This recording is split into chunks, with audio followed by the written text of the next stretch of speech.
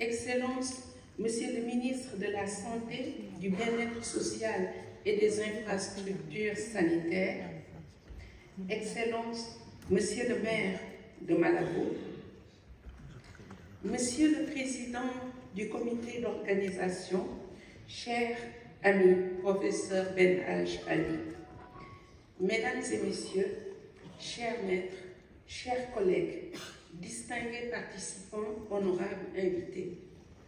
C'est avec une immense joie et un profond honneur que nous sommes présents aujourd'hui à Malabo pour le 5e congrès de la Société africaine de santé mentale.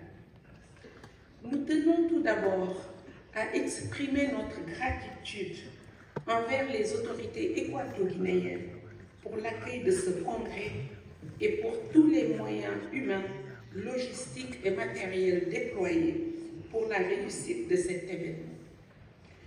Nous voulons remercier tout particulièrement le professeur Ben Ali, maître d'œuvre de cette belle organisation.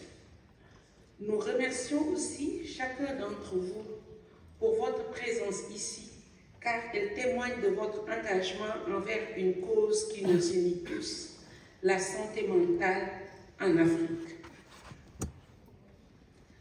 En effet, c'est il y a 13 ans, en 2012, que la Société africaine de santé mentale, que nous avons l'honneur de diriger aujourd'hui, a été portée sur les fonds baptismaux à Bobo-Dioulasso, au Burkina Faso, sous la houlette de notre maître, le professeur Aruna Ouedraogo. Et autour de lui, nos maîtres, nos aînés et nos précurseurs dans la profession, la spécialité. Depuis, plusieurs capitales africaines ont accueilli cette prestigieuse rencontre des psychiatres africains. Qu'il nous soit permis aujourd'hui d'adresser nos hommages déférents à nos maîtres ici présents. Cette année, notre thème, prévention et détection précoce des troubles mentaux, est particulièrement pertinent dans notre contexte. La santé mentale est un pilier fondamental du bien-être humain et pourtant, elle est souvent négligée dans nos systèmes de santé. En Afrique, les défis sont nombreux que sont la stigmatisation, le manque de ressources et l'accès limité aux soins. En mettant l'accent sur la prévention et la détection précoce, nous avons l'opportunité de transformer notre approche face à ces enjeux. Aujourd'hui, les statistiques sont alarmantes.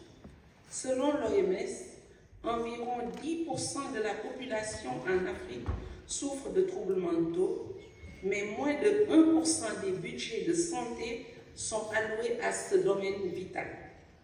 Cette situation est inacceptable.